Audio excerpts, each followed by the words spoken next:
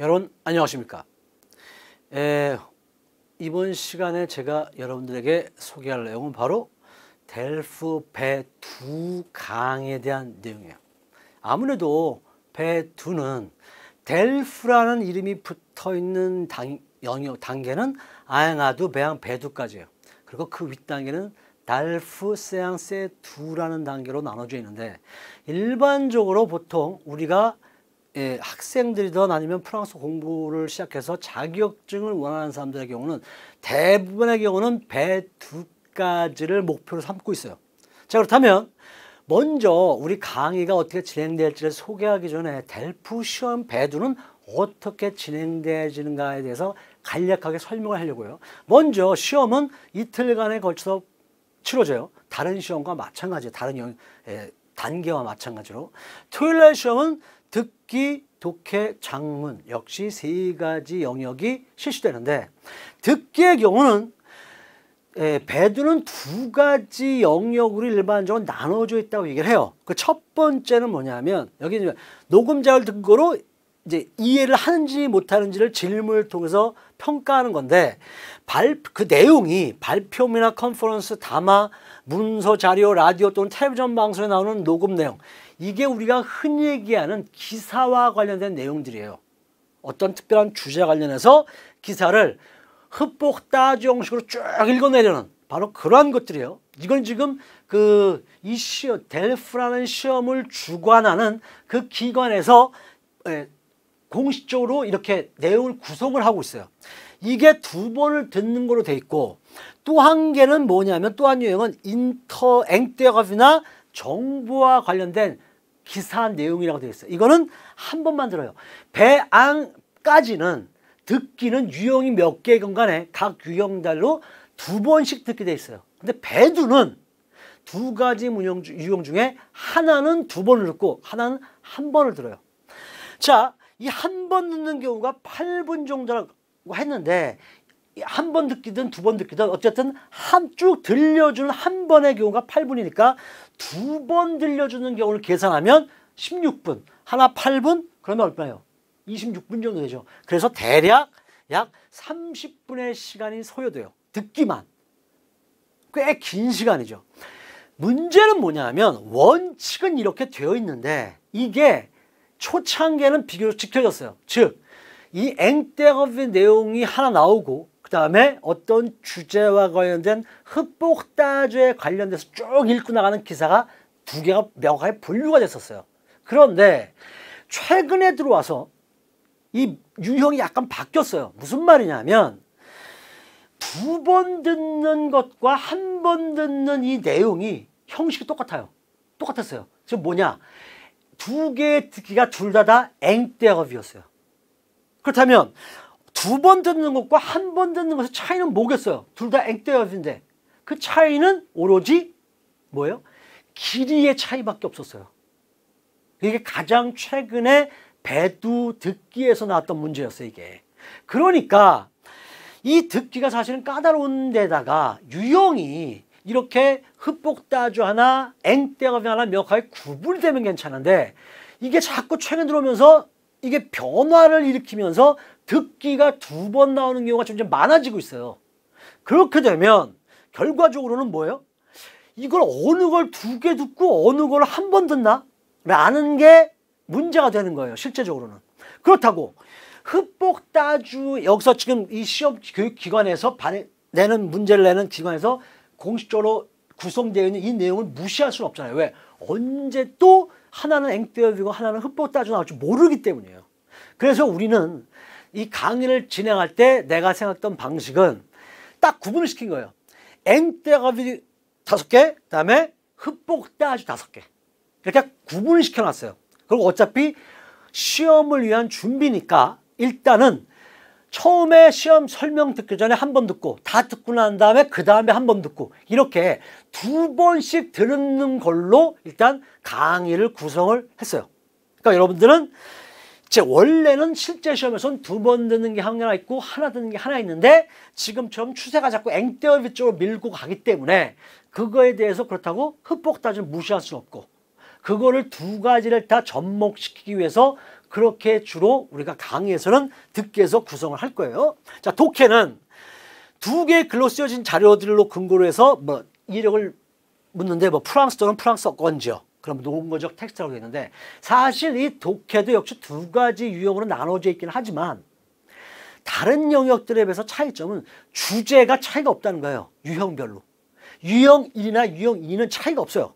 차이가 있다면 이제 여러분들이 실제로 수업을 하면서 강의를 들으면서 알게 되겠지만 텍스트 주어진 문장이 이 의미가 텍스트에 있는 어떤 내용과 일치하는지 일치하지 않는지를 택하고 이 문장을 주스티피케이션 문장을 쓰게 되는 이러한 유형의 문제가 한 문항에 3개가 포함되느냐 아니면 하나씩 해서 2개 정도가 따로따로 나오느냐 그 차이와 그다음에 선택지가 많냐 적냐 그 차이로 결정이 나요.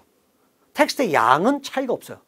주제도 같고 따라서 이 독해와 관련해서도 우리는 1번용, 2번용을 따로 구분하지 않고 주제 어떤 주제가 어떻게 나올지 모르니까 처음에 나올 만한 주제를 선정을 해서 3개짜리가 들어가는 것도 하고 하나하나 따로 떨어져서 나오는 것도 하고 그렇게 구성을 할 거예요. 여기에 지금 독해 시간이 대략 1시간 정도가 주어졌는데 이건 듣기는 딱 30분 정도로 정해져 있어요. 그 다음에는 독해와 작문은 최종 정해진 시간 안에만 끝내면 돼요. 그러니까 그 말은 무슨 말이냐면 독해를 1시간에 하지 않고 좀 더 빨리 끝낼 수 있다면 작문에 그만큼 시간을 할애할 수 있다는 거예요. 그래서 독해를 최대한 가능한 한 빨리 끝내는 방식으로 여러분들이 공부를 해야 돼요. 자, 그 다음 작문은 논거를 바탕으로 한 개인적 관점이나 또는 입장을 쓴다라고 되어 있어요. 이건 뭐냐면 어떤 상황이 주어져요. 그리고 그 상황에 맞는 자신의 의견을 쓰는 거예요. 여기서 보다시피 작문 시간이 대략 1시간이에요. 대략 1시간이면 어떻게 그 주제에 대해서 글을 구성을 할 것인가라는 전체적인 구성을 생각하는 것만 해도 15분 정도가 흘러가요. 그리고 그 구성을 마치면 구성에 맞춰서 불을 쓸 때 문법도 생각해야 되고 표현도 생각해야 되고 일치도 생각해야 되잖아요. 따라서 작문의 시간이 굉장히 많이 투자가 된다고요. 글자 수도 250자가 넘으니까. 따라서 최대한 독해를 빨리 끝내는 게 작문을 위한, 왜? 독해는 한두 문제 차이로 못 푼다면 뭐 1점, 2점 이렇게 되겠지만 그 한 문제 갖고 시간 끄는 바람에 25점 작문 문제는 하나밖에 없거든요. 하나예요.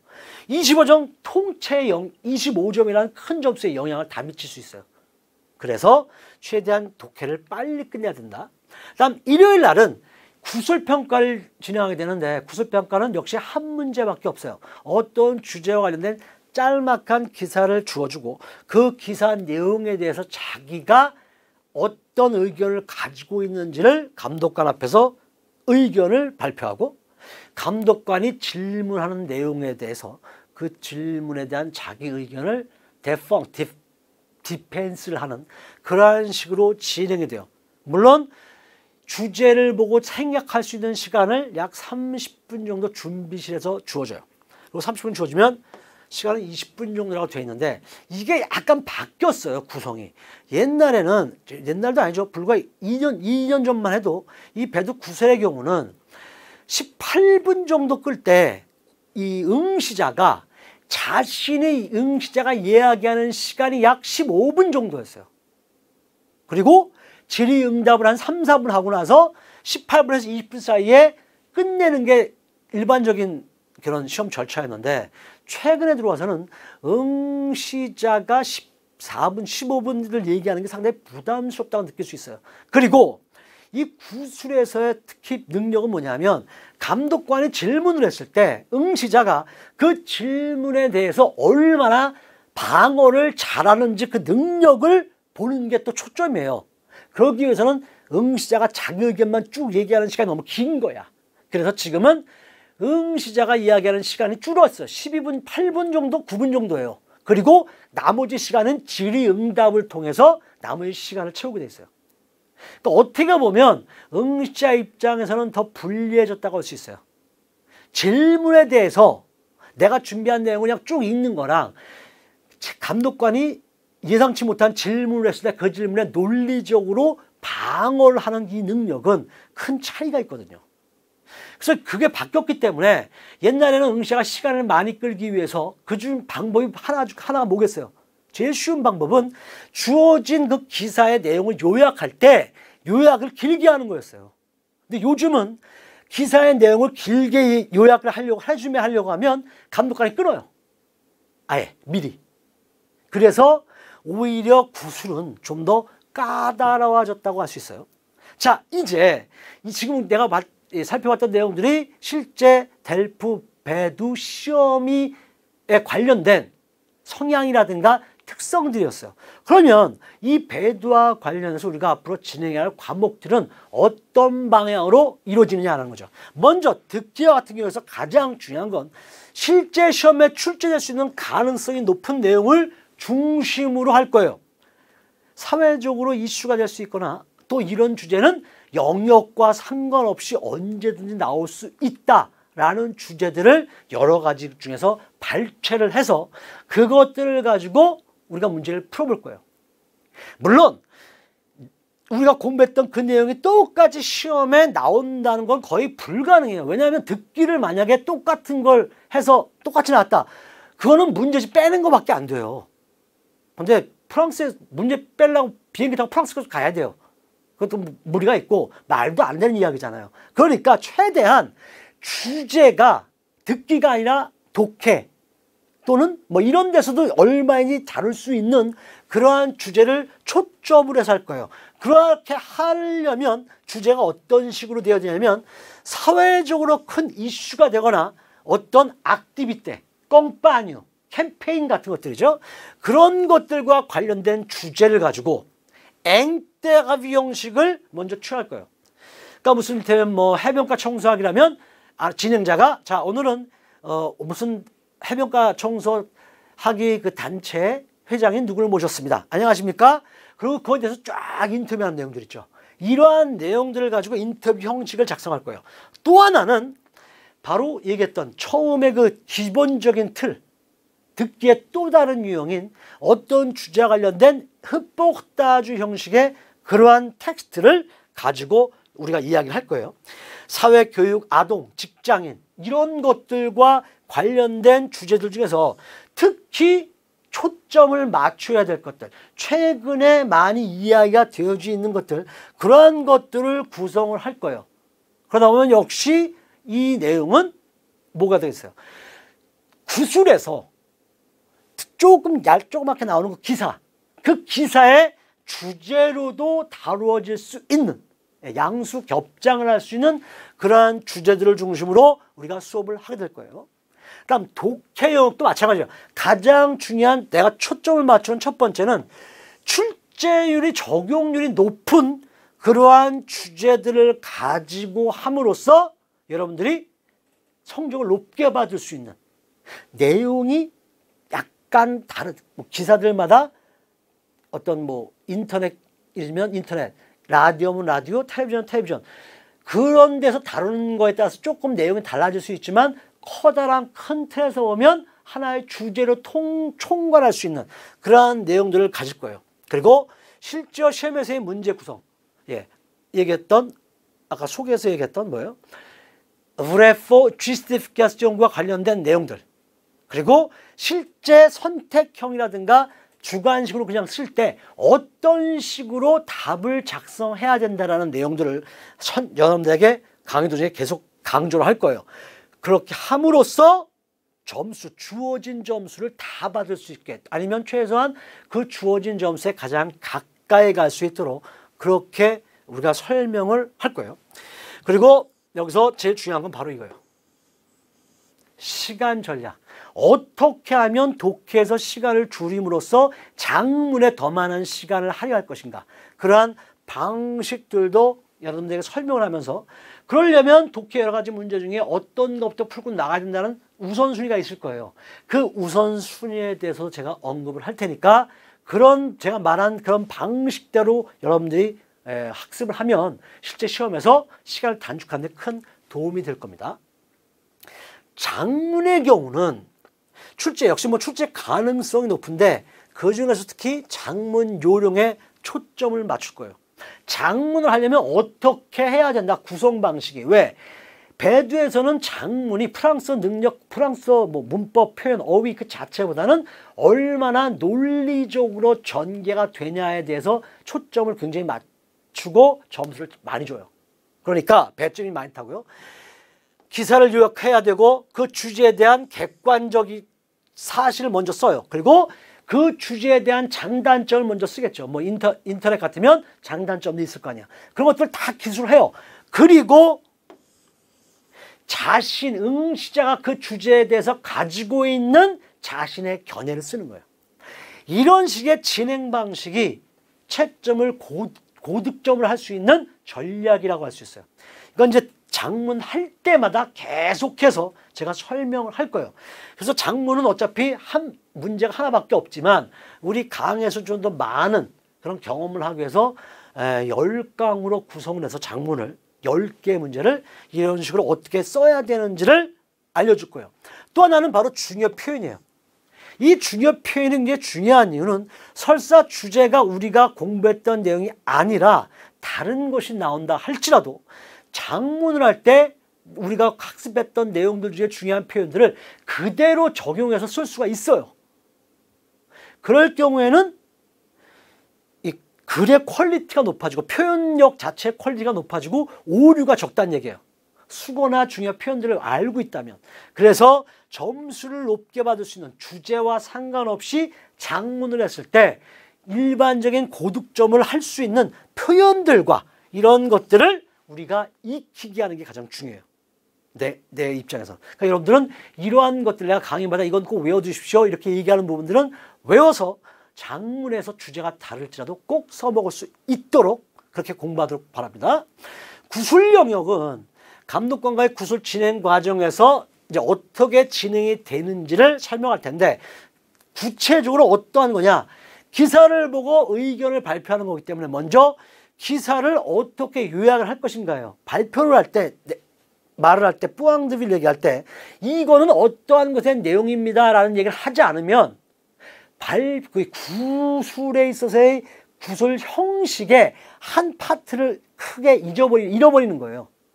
요약을 하고 그거에 대해서 얘기를 해야 돼요. 그래서 그거에 대한 요령을 이야기할 거예요. 그리고 전개를 해나갈 때, 내 의견을 발표할 때 전개를 어떻게 할 것인가, 논리적이고 합리적으로, 체계적으로 이러한 것들에 대해서 내가 어떻게 진행이 됩니다 라는 부분들을 매 강의마다 설명을 할 거예요. 그러니까 그거를 귀담아 들어서 이렇게 진행이 되는구나, 구성을 이렇게 해야 되는구나 라는 것을 꼭 익히셔야 됩니다. 그 다음 이제 아까도 소개했지만 요즘 배두 구술 평가의 경우는 질의응답에 대한 중요도가 훨씬 더 높아졌기 때문에 감독관이 질문을 했을 때 답변을 해야 되잖아요. 그 질문에 자기 의견을 방어를 해야 되니까 그럴 때 어떤 식으로 방어를 하는 것이 좋으며 또 어떠한 점에 유의를 해야 되는지를 내가 설명을 할 거예요. 이 구술평가는 다른 유형들과는 달리 지면으로 응시자가 시험을 봤던 그 내용이 근거로 남지 않기 때문에 이 감독관의 자기 주관적인 평가에 굉장히 의존을 할 수밖에 없어요. 공정하고 객관적으로 한다고 하지만 감정의 동물이기 때문에 내가 질문했는데 답변하는 방식이 맞고 틀리게의 문제가 아니라 다른 것으로 인해서 불이익을 당할 수 있어요. 사람이기 때문에.